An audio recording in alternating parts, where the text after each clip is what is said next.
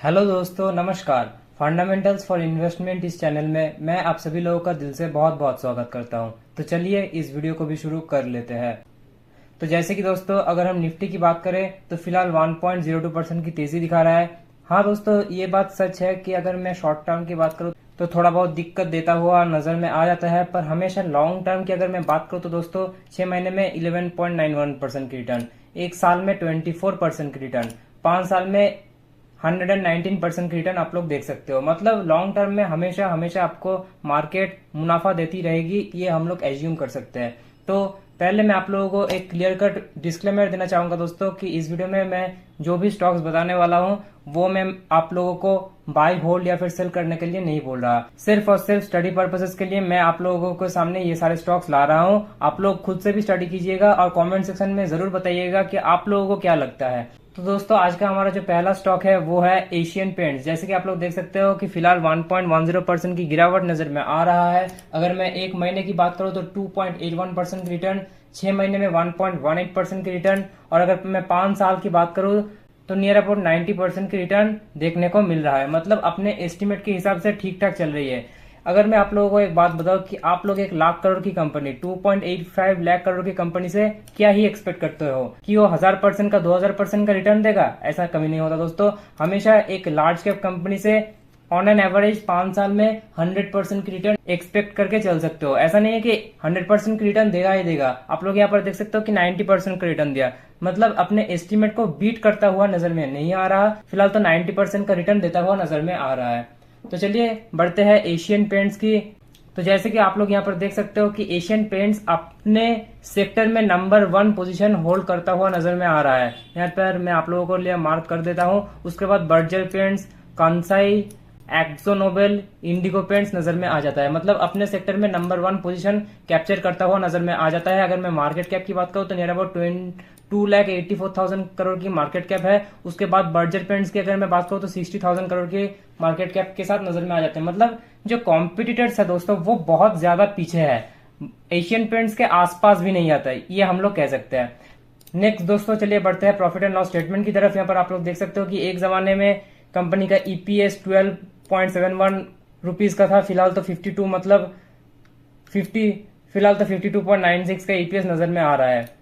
तो अगर मैं दोस्तों इन्वेस्टर्स की बात करूं तो यहाँ पर आप लोग देख पाओगे कि प्रमोटर्स नियर अबाउट 52.63% नजर में आ जाता है। मैं आप लोगों के लिए हाईलाइट कर देता हूँ। एफआईआई नियर अबाउट 15.27% की होल्डिंग्स दिखा रहा है। अगर मैं डीआईआई इसकी बात करूं तो 12.3% का होल्डिंग नजर में आ जाता है। पब्लिक 19.68% के साथ आगे बढ़ रही है। तो चलिए बढ़ते हैं हमारे नेक्स्ट टॉपिक की तरफ। फिलहाल तो ब्रेंट क्रूड का प्राइस नीचे आता हुआ नजर में आ रहा है। इसके चलते हम लोगों को जो पेंट सेक्टर है, एशियन पेंट्स हो गया, बर्जर पेंट्स हो गया, कोई भी पेंट सेक्टर हो गया, उसमें फायदा हो सकता है, ये हम लोग कह सकते हैं। क्योंकि जो क्रूड ऑयल है दोस्तों वो पेंट सेक्टर में काम आता है एज ए रॉ मटेरियल। ठीक है, तो चलिए बढ़ते हैं हमारी नेक्स्ट स्टॉक की तरफ। वो है दोस्तों बर्जर पेंट्स। जैसे कि आप लोग यहाँ पर देख सकते हो, हम लोगों ने पहले भी इसके बारे में थोड़ा बहुत डिस्कस किया। फिलहाल तो 517 रुपीज में ट्रेड कर रहा है। 6 महीने की अगर मैं बात करूं तो 6.68% की डिस्काउंट दिखा रहा है। एक साल में 10.63% की डिस्काउंट दिखा रहा है। 5 साल में दोस्तों अंडर परफॉर्मेंस दिया है। एक 60,000 करोड़ की मार्केट कैप के हिसाब से 73.98% की रिटर्न दिया है, जो कि एस्टिमेट को बीट नहीं कर पाया, ऐसा भी हम लोग कह सकते हैं। तो चलिए बढ़ते हैं बर्जर पेंट्स की एफआईआई डीआईआई होल्डिंग्स की तरफ। Perfect amount of promoters holding हम लोगों को देखने को मिल रहा है। यहाँ पर प्रमोटर्स होल्डिंग नियर अबाउट 75% नजर में आ रहा है। उसके साथ साथ अगर मैं प्लेज्ड शेयर्स की बात करूं तो 0.0 नजर में आ रहा है। एफआईआई होल्डिंग 7.5%, डीआईआई 7.6% और पब्लिक 9.9% के साथ आगे बढ़ रही है। अगर मैं एक इंटरेस्टिंग चीज आप लोगों को दिखाऊं कि जब भी कोई स्टॉक एक मतलब साइडवेज पैटर्न में जाता है, आप लोग यहाँ पर देख पाओगे, कोई भी स्टॉक अगर साइडवेज पैटर्न में जाता है तो जो पब्लिक है उनका होल्डिंग थोड़ा थोड़ा करके नीचे आता हुआ नजर में आ जाता है। जैसे कि आप लोग देख पाओगे कि पहले 11% का होल्डिंग्स था। अगर मैं 2022 की बात करूं तब अच्छा खासा तेजी दिखा रहा था। उसके बाद आप लोग देख पाओगे कि पब्लिक धीरे धीरे नीचे आता गया और फिलहाल तो 9.9% के साथ वर्क करता हुआ नजर में आ रहा है। चलिए इसके साथ बढ़ते हैं हमारी नेक्स्ट स्टॉक की तरफ। जैसे कि आप लोग देख पाओगे हमारा नेक्स्ट स्टॉक का नाम है बजाज फाइनेंस। कोई नया नाम नहीं है दोस्तों। जैसे कि आप लोग देख पाओगे फिलहाल बजाज फाइनेंस 6,596 रुपीज में ट्रेड कर रहा है। जो मार्केट कैप यहाँ पर मैं आप लोगों के लिए हाईलाइट कर देता हूँ, 4.9 लाख करोड़ का मार्केट कैप नजर में आ जाता है। अगर मैं बजाज फाइनेंस की बिजनेस की बात करूं दोस्तों, तो यहाँ पर आप लोग देख पाओगे कि बिजनेस ऑफ लेंडिंग मतलब लोन देने की काम करती है कंपनी। अगर आप लोगों को दोस्तों फाइनेंस में इंटरेस्ट है तो आप लोग जरूर इस कंपनी को स्टडी कर सकते हो। अगर आप लोगों को बिजनेस में इंटरेस्ट नहीं है, तो जैसे कि मैंने आप लोगों को हमेशा सिखाया है कि बिजनेस देख के ही हमेशा निवेश करना। अगर आप लोगों को बिजनेस में इंटरेस्ट नहीं है तो उसको स्टडी करने का भी कोई मतलब नहीं बनता। तो चलिए बढ़ते हैं बजाज फाइनेंस की प्रॉफिट एंड लॉस स्टेटमेंट की तरफ। यहाँ पर जैसे कि आप लोग देख पाओगे कि जो नेट प्रॉफिट है वो एक जमाने में 1200 करोड़ के आसपास देखने को मिल जाता था। फिलहाल तो 15,000 करोड़ का प्रॉफिट नजर में आ रहा है, आसपास ही है, हो सकता है कि अगले साल उसको भी बीट कर दे। जिस कंपनी का जो अर्निंग्स है दोस्तों मतलब ईपीएस फिलहाल एक जमाने में 23 रुपीज में दिखता था, फिलहाल तो 242 रुपीज में दिख रहा है। और अगर मैं टोटल रेवेन्यू की बात करूं तो फिलहाल 58,567 करोड़ का रेवेन्यू नजर में आ रहा है। तो चलिए इसके साथ साथ बढ़ते हैं हमारे इन्वेस्टर्स की तरफ।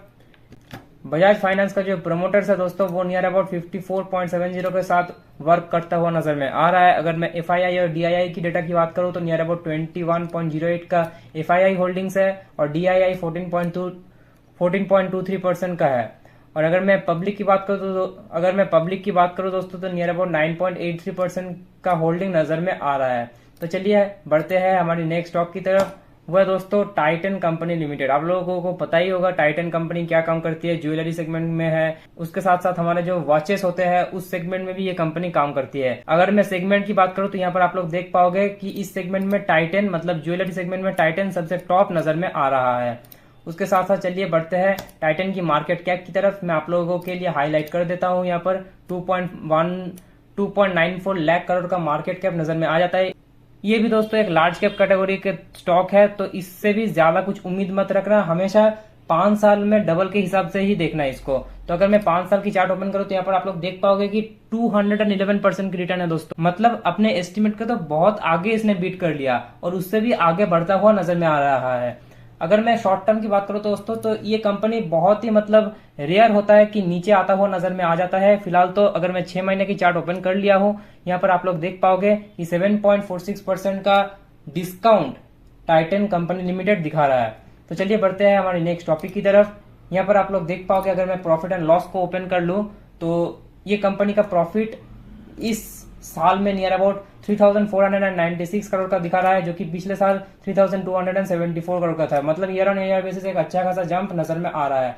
अगर मैं ईपीएस की बात करूं तो एक जमाने में 8.28 रुपीज का था, फिलहाल तो 40 रुपीज के आसपास ईपीएस नजर में आ जाता है। और अगर मैं इन्वेस्टर्स की बात करूं दोस्तों तो यहाँ पर आप लोग देख पाओगे 52.90 का प्रमोटर्स होल्डिंग नजर में आ जाता है। उसके बाद में एफआईआई और डीआईआई डेटा की बात करूं तो एफआईआई 18.21% के साथ वर्क करता हुआ नजर में आ रहा है।